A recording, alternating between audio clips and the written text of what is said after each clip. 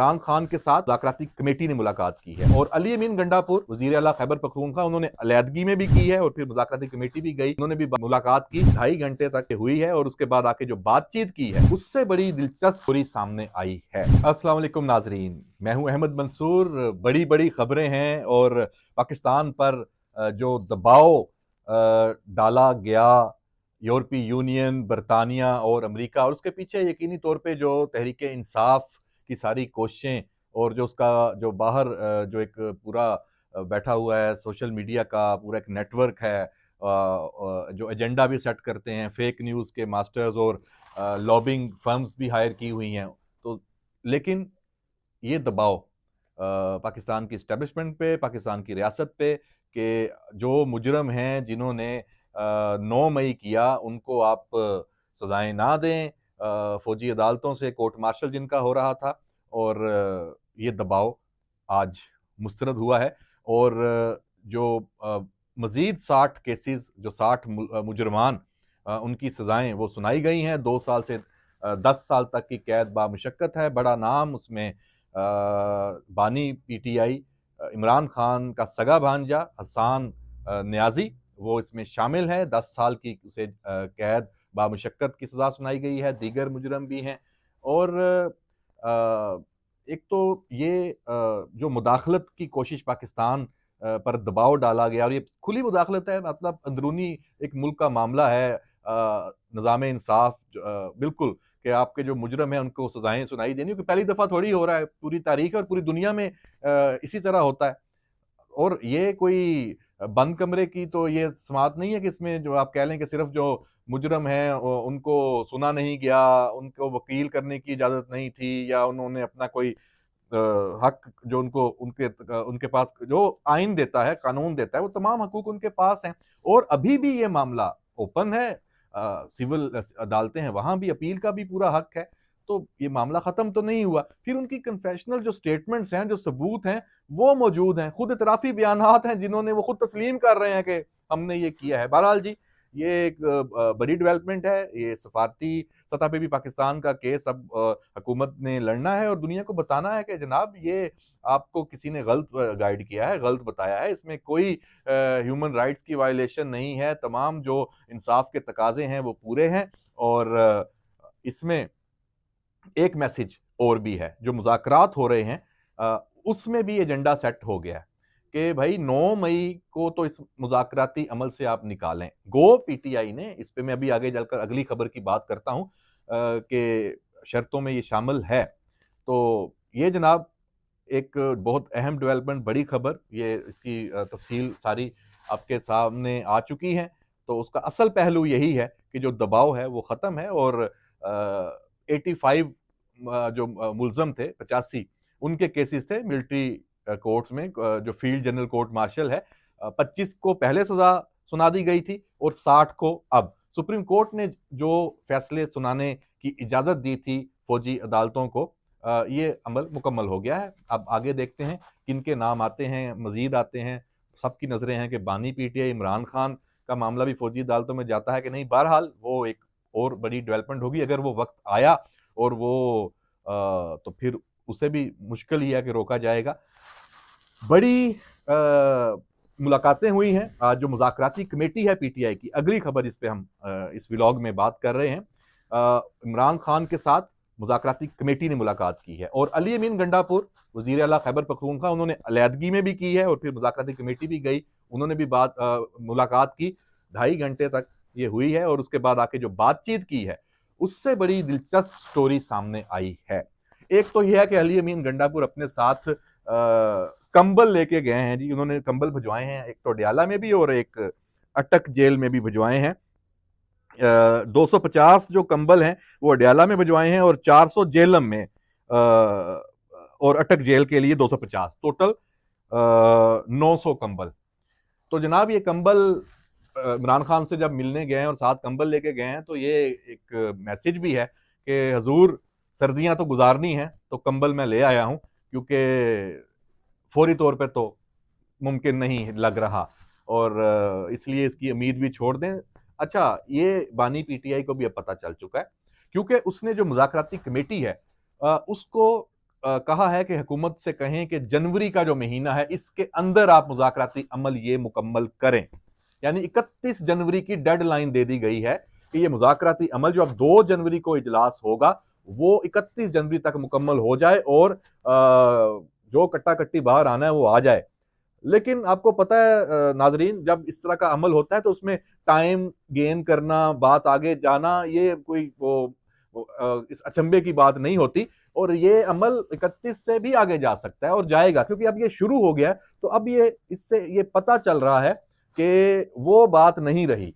अब मैं ये क्यों कह रहा हूं कि वो बात नहीं रही, यहां जो आके बाहर आके बात की है उसमें जिनको तर्जमान भी बनाया गया था बानी पीटीआई ने इस मुज़ाकराती कमेटी का साहबजादा हामिद रजा, उन्होंने ही मीडिया टॉक की है। एक तो बात उन्होंने की कि ओवरसीज की जानिब से पैसे ना भेजने की कॉल वो जारी रहेगी।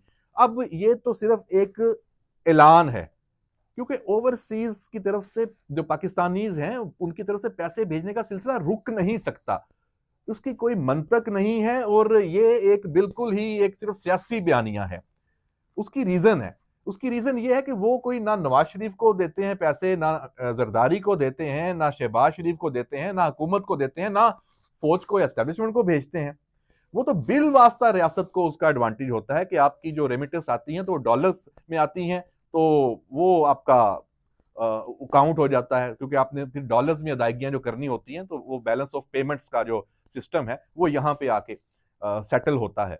अदरवाइज तो उन्होंने पैसे भेजने हैं अपने बूढ़े वालदैन को, बहन भाइयों को, अजीज रिश्तेदारों को, फैमिलीज को, बीवी बच्चों को, और वो सिलसिला वो नहीं रोक सकते, वो और बढ़ना है। उसकी रीजन है, क्यों महंगाई जब आती है, अखराजात लोगों के पीछे बढ़ रहे होते हैं, तो वो पैसे तो आने हैं और सबसे ज्यादा तो खैबर पख्तूनख्वा में ये पेमेंट्स आती हैं और वहां के जो लोग हैं, वहां के अवाम है, वो तो गालियां देंगे कि भाई आप क्या कर रहे हैं, कि भाई आप हमारा हमारा जो बिल्कुल दाना पानी बंद कर रहे हैं, इस तरह की कॉल देके हुकूमत पर तो कोई फर्क नहीं पड़ना, मतलब पढ़ना भी है तो वो एक बिल वास्ता है, तो इसलिए ये काबिल अमल नहीं है, तो इसलिए इन्होंने इसको जारी रखा है।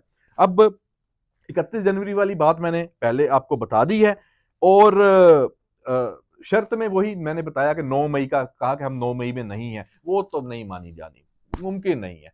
हाँ, रिलीफ है, अदालतों से आप ले लें, अब जिनकी 2-2 3-3 साल की सजा हुई है वो ऑलरेडी कुछ पूरी कर चुके हैं तो उनकी रिहाई हो जाएगी। जैसे मियाँ इबाद फारूक है, मेरा ख्याल है कि उनकी जल्द रिहाई अब हो जानी है, क्योंकि उनकी सजा पूरी हो जानी है या हो गई।